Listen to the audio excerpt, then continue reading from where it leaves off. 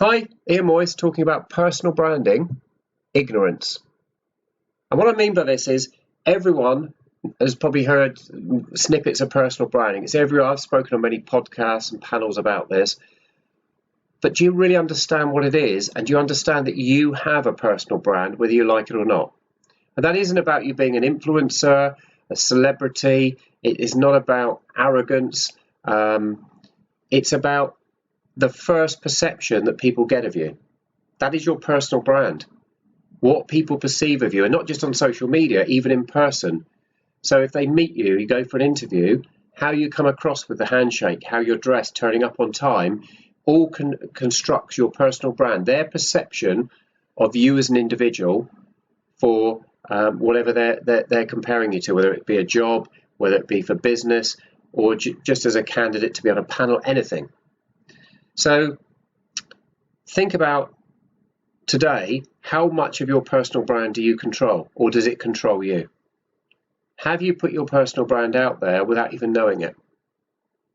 So an example, search your name, go on Google, go on an incognito browser or on someone else's PC, so it's got none of the tracking of what you look for or your profiles, so you're looking just like someone else would, and search your name and your company name together, your name and your location. See what comes up, because that's what anyone else can find and see, and that can be their perception of your brand, who you are. Now, there's nothing wrong with having pictures on Facebook of having fun, out drunk with friends, etc. But do you want a potential employer or customer to see that? You can always argue, should they be looking? That's not fair. They shouldn't be looking on that. But if it's there available on the public internet, it's fair game. So why not lock profiles down if you find there's stuff on there that perhaps you'd consider, well, I wouldn't necessarily want them seeing that. That might give the wrong first impression. Lock it down so only friends and family can see. Control what people can see of you. Doesn't mean you can't have fun, doesn't mean you're not the same person, but first impressions count.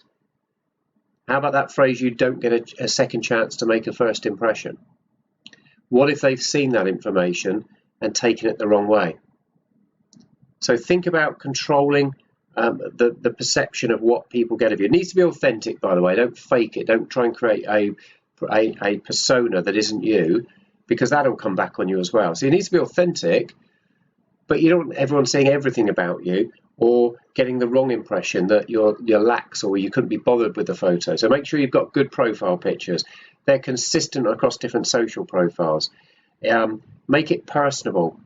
Show who you are to anyone who's looking to view, whether they're looking to hire you for a job, for a customer event, whatever it may be.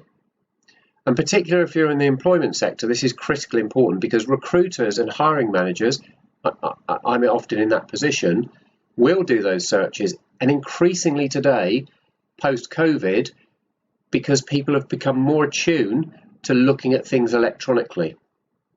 We've become more aware of perhaps doing a video conference with someone, and you can actually look them up because you're sat in front of your PC while you're talking to them. You're not in a meeting room.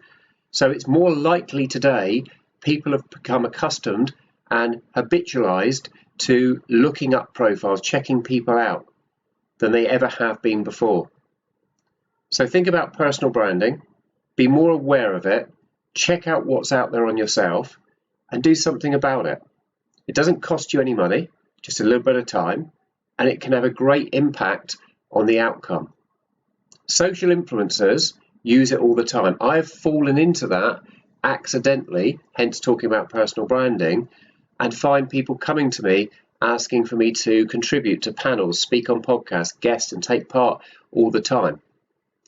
If they looked and found my personal brand was shoddy, didn't look professional, I'm not having him speak, look at how he comes across. Even if I'm a great speaker at an event, they'll then look and say, not so sure, maybe looking at 3 or 4 options.